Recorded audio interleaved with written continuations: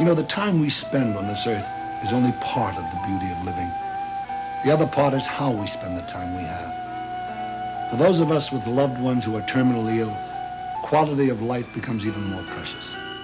These special people deserve to spend their remaining time in comfort, with dignity. They need familiar surroundings and familiar faces. That's what hospice is all about.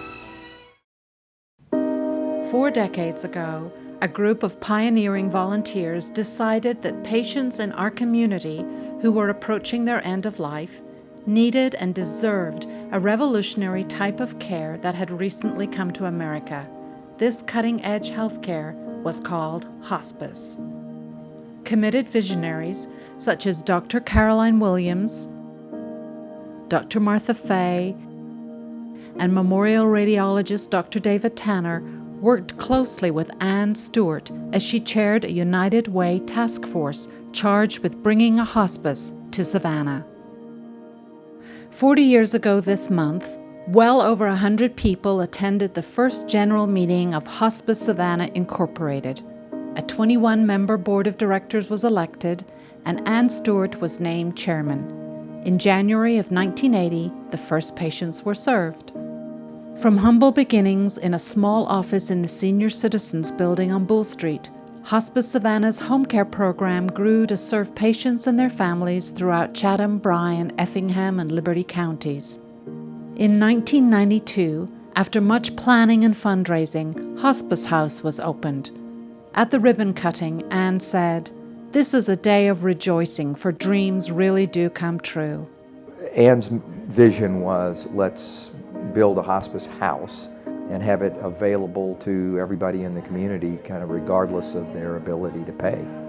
I like to know everyone that's inside the hospice house, especially our families to the patients, okay?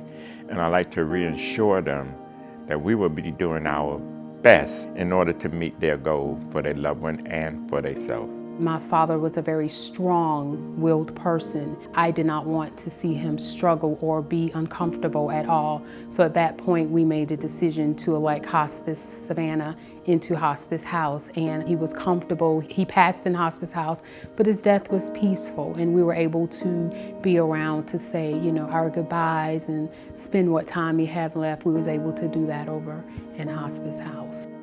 Anne retired later in 1992, and Judith Brunger became Hospice Savannah's second executive director. Marna Lewin became executive director in 2004, followed 3 years later by Deborah Larson, and of course by Dr. Kathleen Benton in January of this year. In 1994, Jean Hurd Hunter endowed the establishment of a center for grief and loss that could serve community members in addition to our own hospice families. It officially opened in 2001. My mom passed away from breast cancer, and so my dad thought it would be good to come here because we like to keep our feelings cramped up inside. It's helped a lot. It's helped talk out our feelings, me and my sister. We began to see the need for palliative care for patients not yet physically ready or not emotionally ready for hospice care. After several years of serving this population, the Stewart Center for Palliative Care was incorporated in May 2005. Sometimes at palliative care, they can't get you out of pain. They do their best to get you to the lowest pain level that they can, and it doesn't happen overnight. It is a process. It's a process of going in there, pouring your heart out on the table, and everybody doesn't mind. They don't care if you cry. They don't care if you need a moment. They're there for you.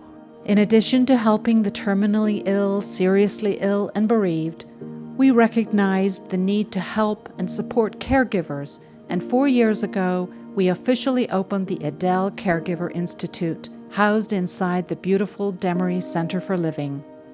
It's peaceful, and I feel like I can breathe. And then the great warm reception that I receive from the staff members. They greet you with a hug and just hold you. And sometimes I need that. Founded by our community, we help people live.